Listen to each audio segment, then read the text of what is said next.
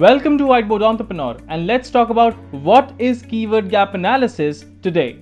When it comes to SEO, it's more of a marathon than a sprint. No matter the pace, there's always competition to rank number one on search engines. A keyword gap analysis allows you to compare your keyword rankings with another domain's rankings. This will help you discover opportunities you might be missing. From this information, you can create a list of keywords that your competitor is targeting and determine their strategy. You must be wondering by now, what are the benefits? Well, there are many benefits of competitor keyword gap analysis, such as number 1, it's the fastest way to find new opportunities to rank. Number 2, find questions that readers are asking when conducting a search. Number 3, you get to discover keywords that are working for an existing website. Number 4, you find valuable and high volume keywords in almost less than a minute. So what all tools can you use? In my opinion, some good tools which help you with keyword gap analysis include